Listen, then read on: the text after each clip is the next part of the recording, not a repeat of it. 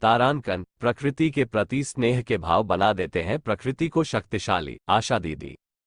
तारांकन ब्रह्मा कुमारीज द्वारा विश्व खाद्य दिवस पर विशेष कार्यक्रम।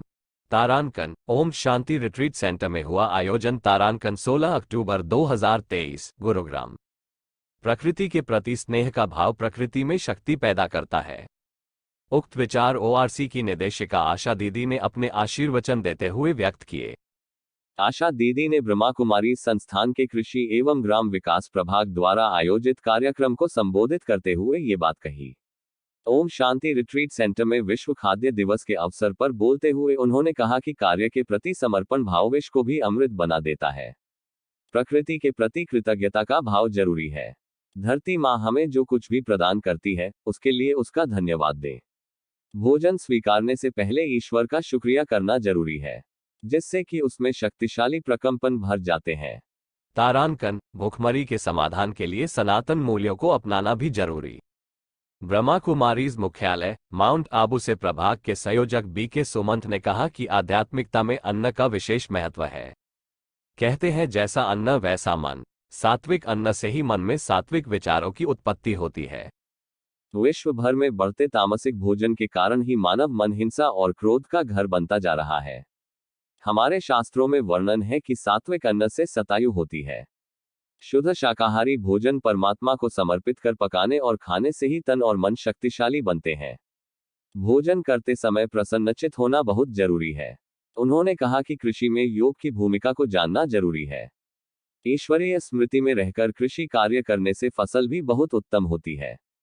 भूखमरी के समाधान के लिए अन्न ही नहीं बल्कि सनातन मूल्यों को अपनाने की भी जरूरत है।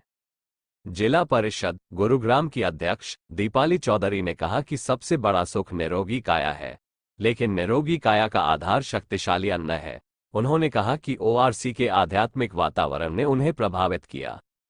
दिल्ली किसान यूनियन के राष्ट्रीय महासचिव शिव कुमार शर्मा ने कहा कि जैविक खेती ही वास्तव में स्वास्थ्य को बेहतर बनाने का माध्यम है।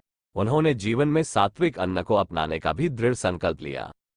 संस्थान के कृषि एवं ग्राम विकास प्रभाग के दिल्ली जोन संयोजक बीके जयप्रकाश ने अन्न के महत्व के बारे में बताया। उन्होंने कहा कि ब्रह्मा कुमारीज में भोजन की शुद्धता पर अधिक बल दिया जाता है। ईश्वरीय स्मृति में किया गया भोजन मन के श्रेष्ठ विचारों का आधार है। ध्यान रहे कि जीवन भोजन के लिए नहीं बल्कि जीने के लिए भोजन करना है। जब हम जीने के लिए खाते हैं तो उतना ही लेते हैं जितना आवश्यक होता है।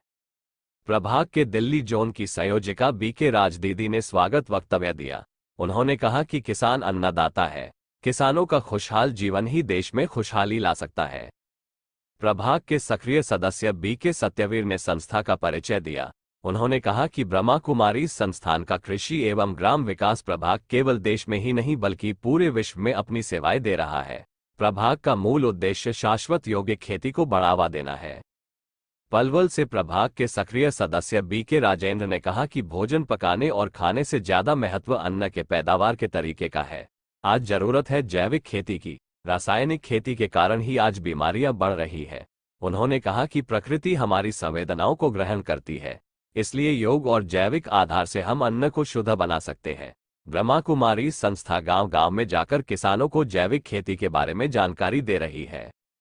दिल्ली अशोक विहार से बीके सुनीता ने श्रेष्ठ विचारों के द्वारा कृषि में योग के प्रयोग का अभ्यास कराया। उन्होंने बताया कि योग से प्रकृति में सकारात्मक प्रभाव पड़ता है, जिससे कि प्रकृति भी हमारी सहयोगी बनती है।